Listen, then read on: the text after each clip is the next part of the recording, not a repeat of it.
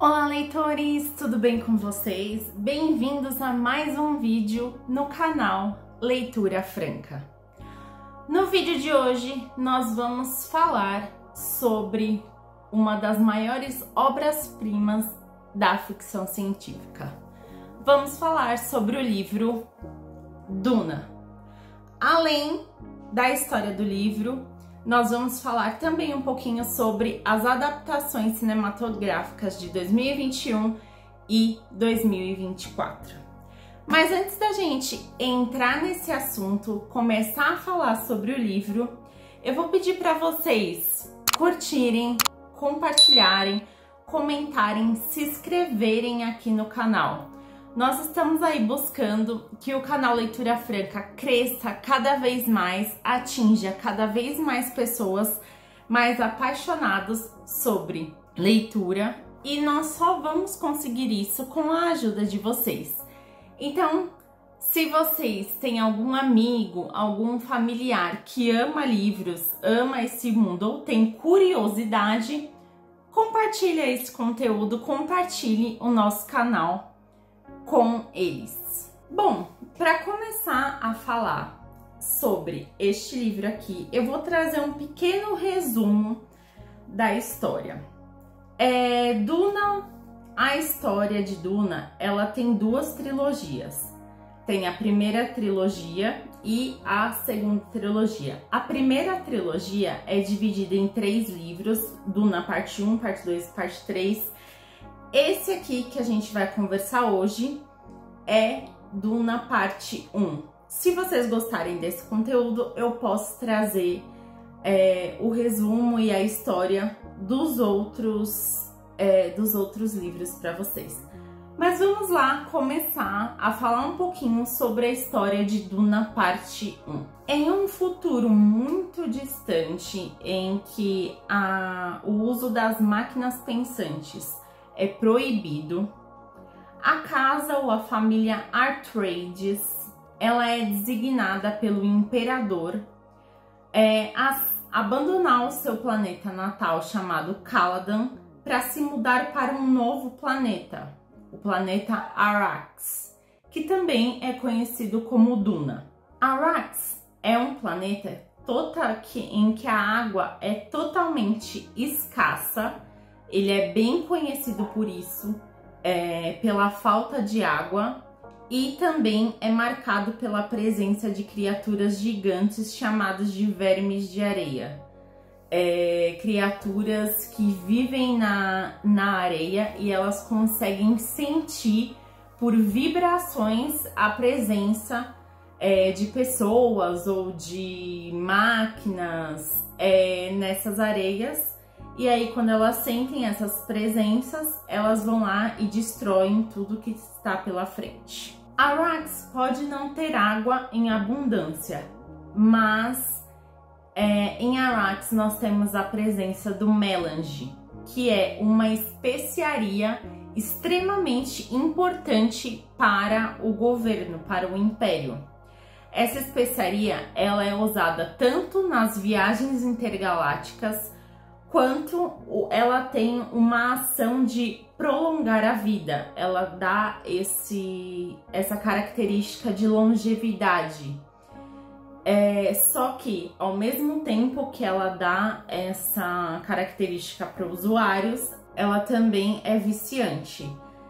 E assim, este é o ponto principal de Arrakis, porque quem tem o controle de Arrakis tem o controle do melange, dessa especiaria, então tem o controle do dinheiro, porque o império é baseado, uma parte do dinheiro do império é baseado nessa especiaria. Então quem controla o planeta controla essa parte do dinheiro do império. Então a casa Atreides foi designada para esse planeta, então o controle dessa especiaria vai passar para essa casa. Paul Atreides é o herdeiro da casa Atreides. Ele é filho do Duque Leto Atreides, que vai ser o comandante de Arrakis.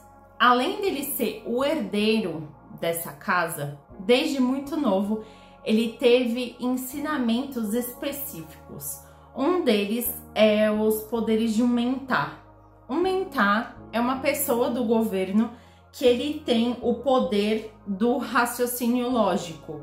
Então, sempre que tem alguma questão à frente dele, ele tem um poder de raciocinar e ver as possibilidades, ver como aquela situação vai acabar, dar algumas possibilidades para o imperador ou para o governante em que ele trabalha.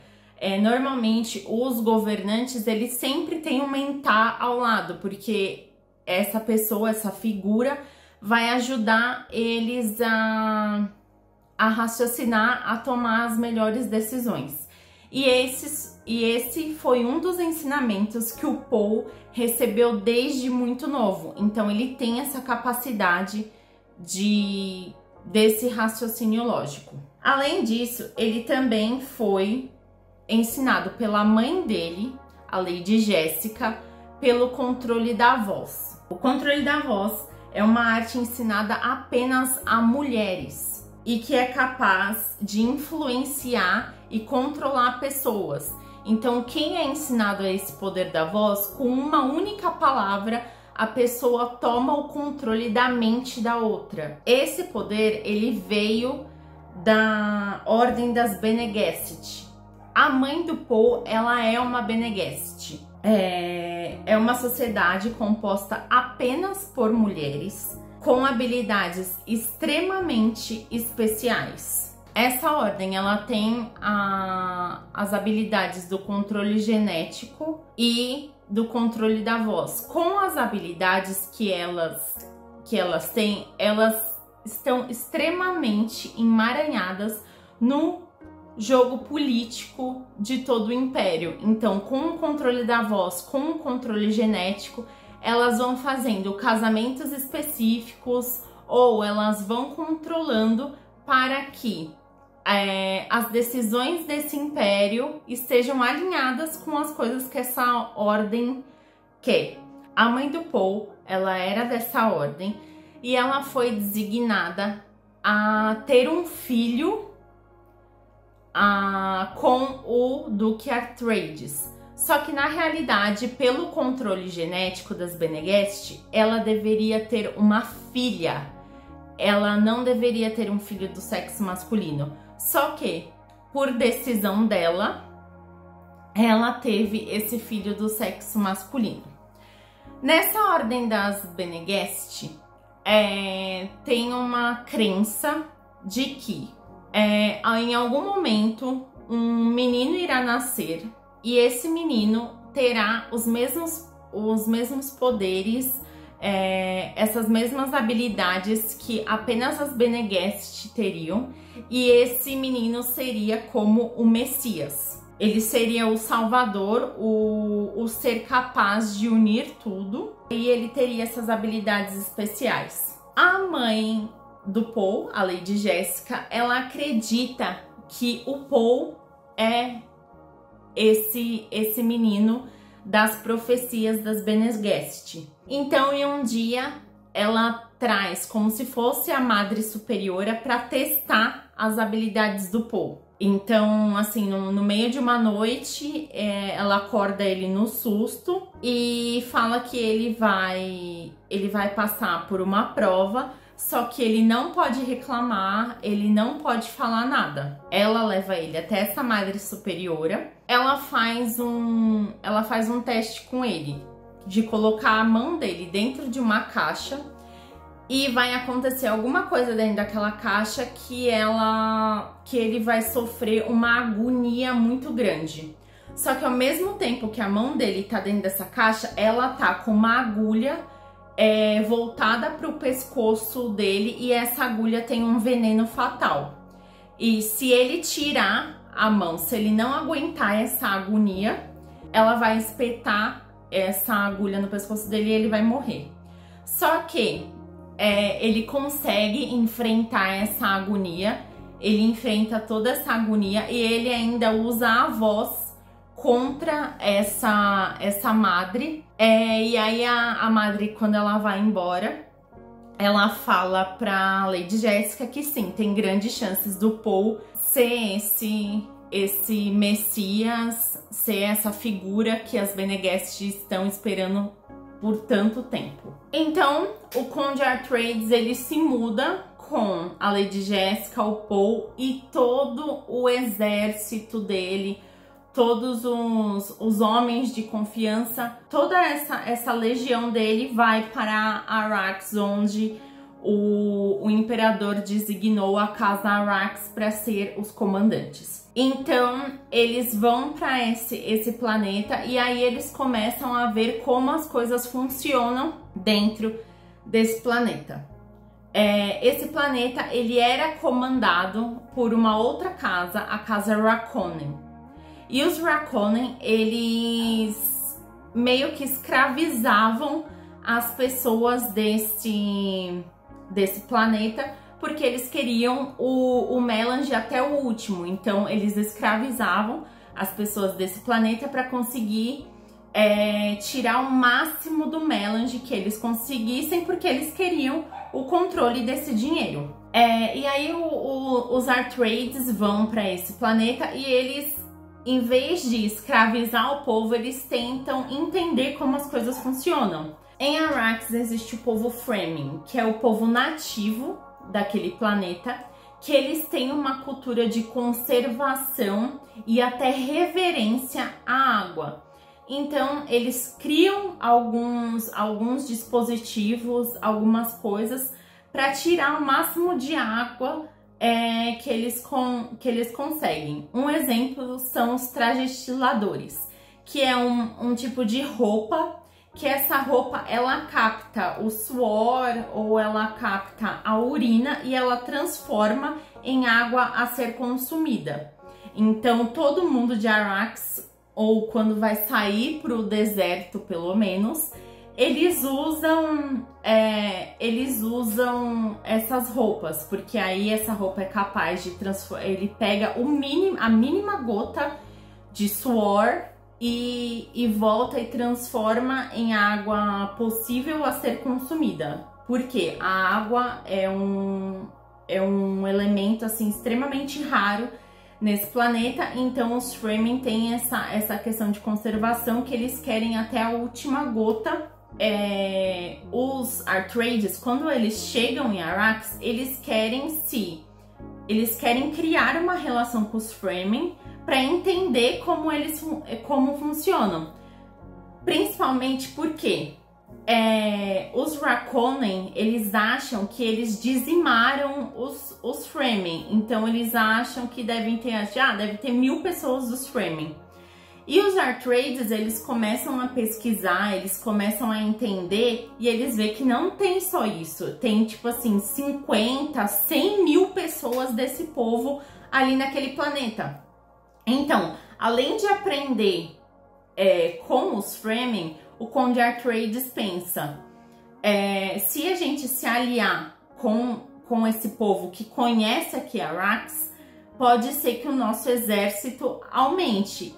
Porque o Conde, ele estava desconfiado que alguma coisa ia acontecer. Ele achava que os Harkonnen ou alguém ia invadir aquele planeta ou ia ter alguma guerra. Ele desconfiava que alguma coisa ia acontecer. E só com o exército que ele trouxe de Caladan não ia ser possível ele enfrentar esse mal que poderia vir. Então, por isso que ele, além dele tentar aprender sobre o planeta, sobre a tecnologia Fremen, ele queria aumentar os números dele. Então, diferente dos Harkonnen, que estava escravizando esse povo, eles queriam se juntar como iguais a esse povo. Porém, o Conde Leto, ele sofre uma traição de um de seus homens de confiança em poucos dias depois dele chegar em Arrakis. Os Harkonnen tinham sequestrado a mulher desse homem de confiança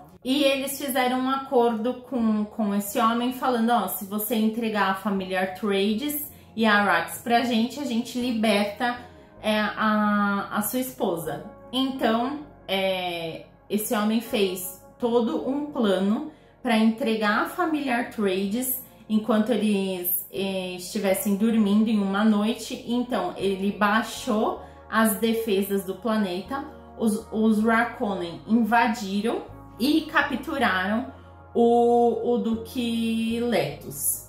Só que aí esse cara que traiu o Duque Letos, ele sabia que assim, tipo, beleza, ele entregou o Duque, só que ele queria que o Paul e a Lady Jessica sobrevivessem. Então, por trás dessa armação com os Harkonnen, ele fez todo um plano pra conseguir salvar o Paul e a Lady Jessica. Então, o Conde Letos, ele foi capturado, só que assim, o Paul e a Lady Jessica iam ser largados no deserto para ser mortos pelo verme da areia. Só que quando a Lady Jessica e o Paul estavam sendo levados num tipo de helicóptero para esse meio desse deserto, o Paul e a Lady Jessica usam a voz. Então, com a voz, eles conseguem se soltar e matar os 3 soldados Harkonnen que estavam levando eles para o meio do deserto. Mas aí a Lady Jessica e o Paul, eles se veem do mesmo jeito no meio do deserto. O homem de confiança do pai dele que traiu, ele deixou dentro do helicóptero que levaram uma mala com trajes estiladores e alguns equipamentos assim que eles iam precisar no meio do deserto para dar uma ajudada neles. Só que assim, eles estavam no meio do deserto. No meio do deserto tinha as patrulhas Harkonnen e tinha uns vermes. Então assim, eles tinham sobrevivido, mas eles ainda estavam numa situação difícil. E o Paul, com os poderes dele, ele descobre que a mãe dele, ele vê que a mãe dele tá grávida. Então, além de tudo isso, ele tá com a mãe dele grávida no meio do deserto. Enquanto eles estão tentando sobreviver, eles acabam encontrando o povo Fremen. Um dos líderes do povo Fremen acaba acolhendo eles. Só que enquanto ele acolhe eles, um dos membros não aceita a presença deles ali e chama o Paul para como se fosse um duelo.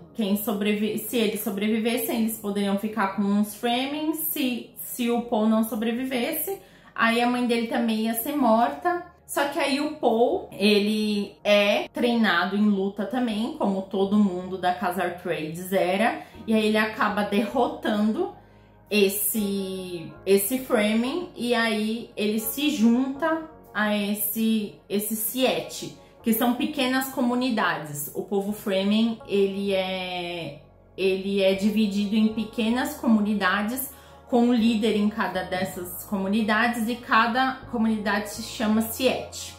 Quando ele encontra esse Siete, ele também encontra uma moça, ele vê uma moça que se chama Shani. Só que ele já tinha visto essa moça, ele sabia que essa moça ia cruzar o caminho dele em algum momento, por causa de sonhos premonitórios assim que ele tem, por causa de todos esses poderes que ele tem. Ele sabia que ele ia encontrar essa moça em algum Siete, que ele ia se juntar ao povo Fremen em algum momento.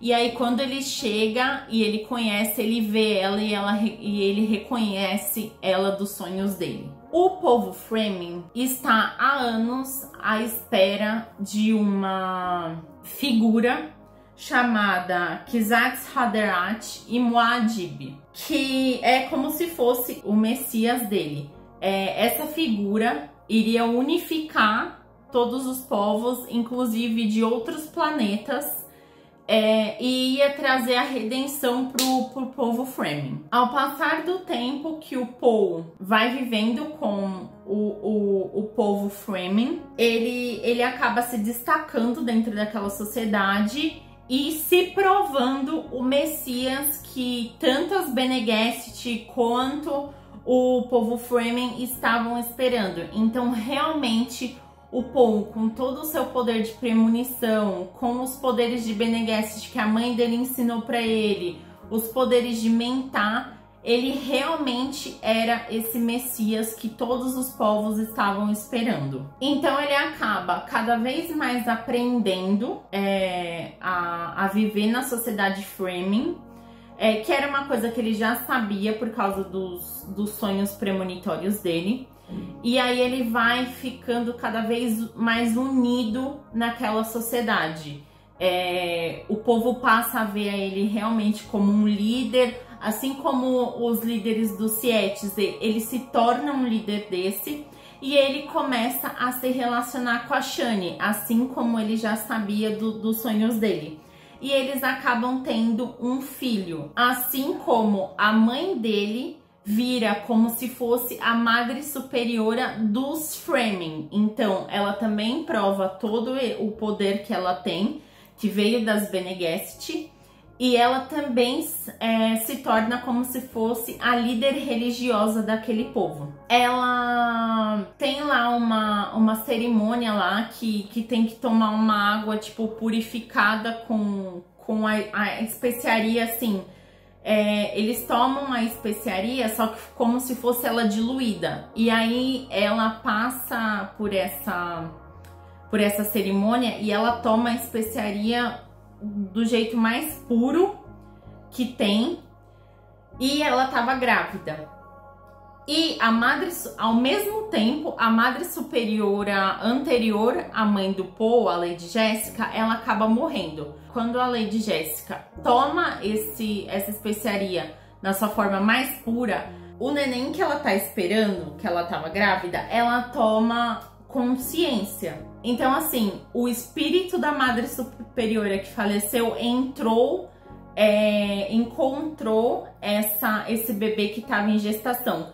Quando a irmã do Paul e a filha da Lady Jessica, que é uma menina, nasceu, ela já nasceu com consciência por causa desse espírito da Madre Superiora. Então, com 5 anos de idade, a criança já falava como uma adulta. Ela já sabia tudo, ela não estava aprendendo a falar, ela já nasceu falando, ela já conhecia a sociedade, ela já conhecia leis. Então, metade do povo Fremen tratava ela como uma aberração, por causa que ela já nasceu com toda essa consciência, e a outra metade achava ela uma divindade. Os anos passam muitos anos, e aí o Paul, a mãe dele, os líderes do Siete, a irmã dele fazem todo um plano para derrotar o Império e, consequentemente, os Harkonnen. Então, eles fazem um plano usando tudo que o planeta tinha a oferecer. Então, usando as dunas, usando os vermes de areia, para derrotar os exércitos imperiais e do Harkonnen. Infelizmente, enquanto tava essas lutas, porque o exército do Império invadiu Arrakis para tentar combater os Fremen, enquanto tava essas lutas, a irmã do Paul, ela foi sequestrada por um desses exércitos, e o filho do Paul acabou sendo morto. Aí que ele ficou mais com sangue nos olhos mesmo, e aí foi lá e derrotou. Aí ele teve uma reunião com o imperador atual, e ele falou assim: ó, eu não vou te matar, você vai ficar sendo imperador de outro planeta lá, que era tipo um planeta prisão. Todos os prisioneiros do império eram mandados para esse planeta. Aí ele falou: você vai ficar sendo imperador desse planeta tal, e eu vou ser o novo imperador de toda a galáxia. Pra cumprir minha palavra, que eu não vou te matar, eu vou tomar a sua filha como esposa.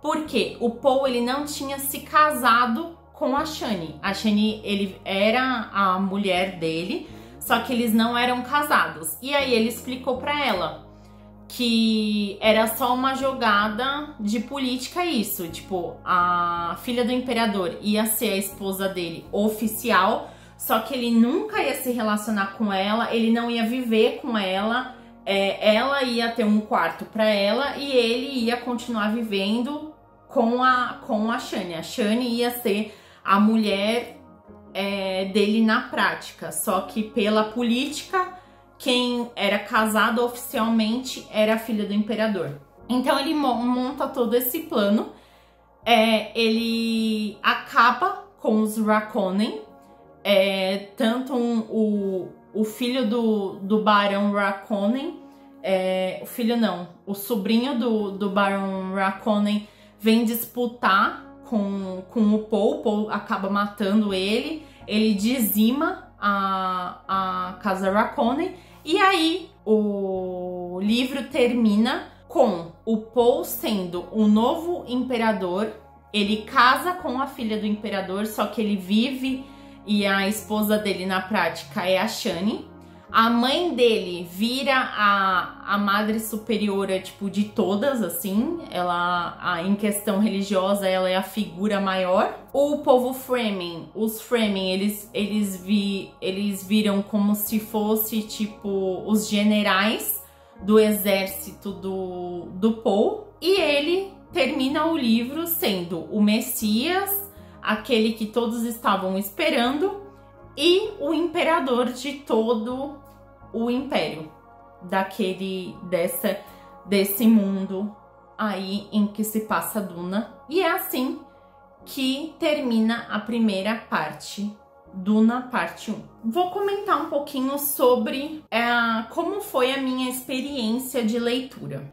Eu ganhei o box da primeira trilogia no meu aniversário do ano passado, só que eu fiquei adiando fazer essa leitura aqui. Eu achei que eu não ia me acostumar com a escrita, porque assim, eu já tinha tentado ler outras coisas de ficção científica e eu não tinha me identificado. Realmente, quando a gente começa a ler Duna, as 100 primeiras páginas, mais ou menos, ela acaba causando uma confusão, um pouco de confusão no leitor, porque é muita contextualização. Então é contextualização do mundo, dos personagens, só que ao mesmo tempo ele não vai te explicando o que é. Você vai entendendo pelos diálogos dos personagens. Então, para você entender quem é quem, qual mundo é qual mundo, quem que tá no governo, quem que tá traindo,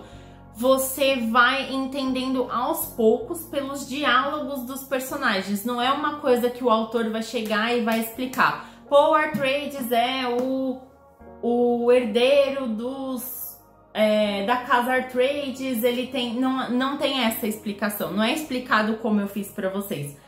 Você vai entendendo de acordo com as informações que os personagens vão te apresentando. Tanto é que este livro aqui, ele conta com um apêndice. O final dele é mais ou menos umas 50 a 100 páginas só de explicação.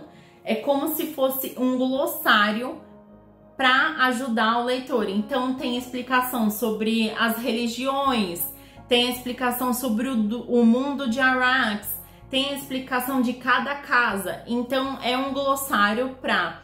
Puta, fiquei com dúvida, tipo, quem são os Raikkonen? Eu consigo ir lá no final e ter uma explicação simples, mas que, se você não conseguiu só se situar pela sua leitura, acaba ajudando um pouco você a entender como que esse mundo, como que a escrita vai funcionando. Eu gostei muito desse livro. Realmente foi uma leitura que me surpreendeu.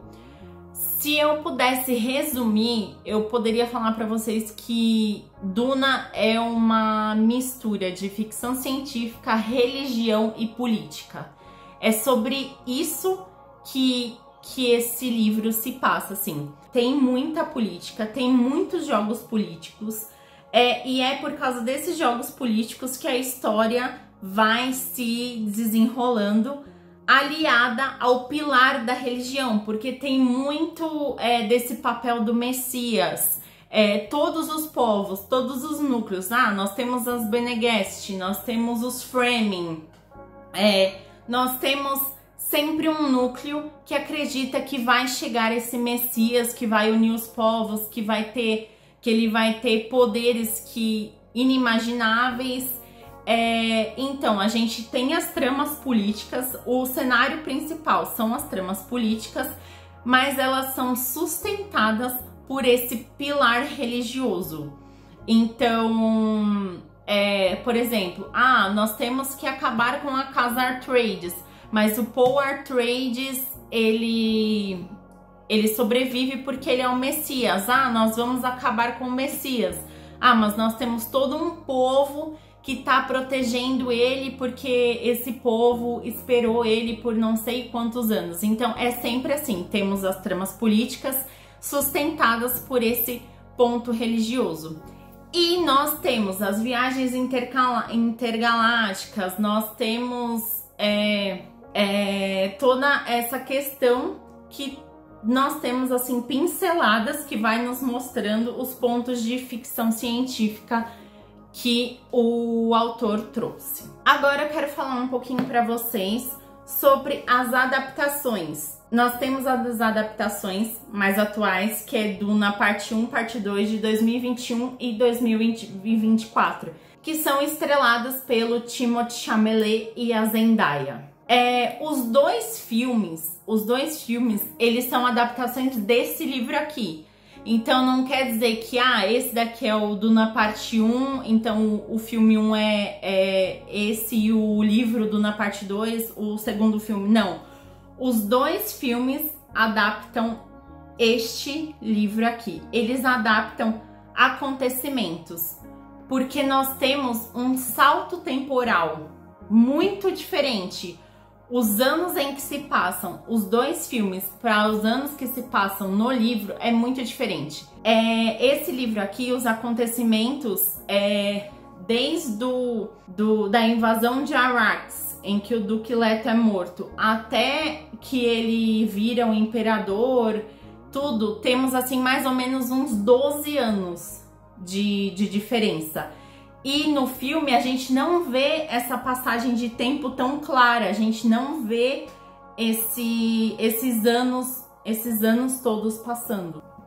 Assim, eu acho que são adaptações muito boas, mas nós temos diferenças, e principalmente as diferenças que eu vejo nas características dos personagens.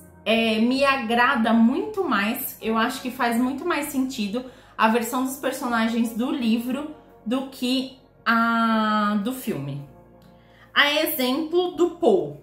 O Paul, no livro, ele é muito mais questionador.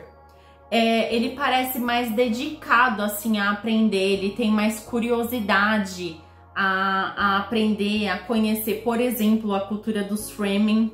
Assim, e no livro, mesmo ele sendo jovem, a partir do momento que o pai dele morre e ele assume assim uma personalidade mais responsável. Parece que ele deixa o jovem, que na realidade ele para trás, para assumir a posição que precisam dele, de liderança, do Messias, que vai liderar todo um povo. E eu não consigo ver essa personalidade no Timothée Chalamet. Assim, ele é um ótimo ator, eu acho que ele interpretou super bem, só que, por exemplo, se fossem continuar a adaptar Duna para o cinema, eu acho que eu não veria mais o Timothée Chalamet nesse papel, porque assim, eu não vejo ele com esse ar de imperador, de comandando vários planetas. Assim, ele não me passa esse ar de maturidade, de seriedade toda que o personagem do livro trouxe, que o personagem do livro ele assumiu. Outra personagem que eu vejo assim que é extremamente diferente é a Lady Jessica, a mãe do Paul. No filme eu acho que fizeram ela muito desesperada. Tipo, ela sempre tá chorando, ela sempre tá... Essa é a sensação que me passa. Ela tá sempre desesperada. E no livro, ela não é assim. No livro, ela é bem mais voltada pra religião e ela é bem mais centrada. Ela tem frases super marcantes. A frase final dela, quando o Paul fala que vai se casar com a filha do imperador, ela fala uma frase, tipo, super forte pra Chani, falando que elas podem não ser esposas, mas são as concubinas que vão ser lembradas depois. Porque ela também não era casada com Conde Letos. Então ela se identifica com o que a Chani tá passando naquele momento. Assim, então ela tem assim frases super fortes, ela é super centrada assim no livro, o que eu não vi nos filmes. Nos filmes eu acho que retrataram ela assim bem mais desesperada, entendeu? E nós temos também a Chani, a personagem da Zendaya. No livro eu acho ela bem mais conformada. Eu acho que ela entende mais no livro quem é o Paul e qual vai ser o papel dela ao lado dele em frente a tudo que ele vai fazer ao pensar no papel dele de Messias. Então eu acho que ela entende mais. Até nesse ponto de que ele fala pra ela, eu vou me casar com ela, mas é só um jogo político. Você, na realidade, é minha mulher. Porque no filme, ela sai, nessa cena, ela fica puta nessa cena e sai. No livro, não. No livro, ela aceita, ela se conforma com o papel dela. Ela entende o papel dela. Então, essa é uma diferença também que traz. E outra diferença também grande é que, por exemplo, no filme, o Paul e a Chani não têm filhos. E no livro... tanto é que quando teve essa guerra em que ele se vira, em que ele se torna o imperador, o filho deles é morto e é uma coisa que impacta muito o Paul. Tem um impacto assim nas ações dele, tudo. Então, e essa foi uma coisa que eles não trouxeram. Pode ser que esteja ligado realmente pelo tempo que foi a adaptação, assim, como eu disse, no livro passou mais ou menos 12 anos.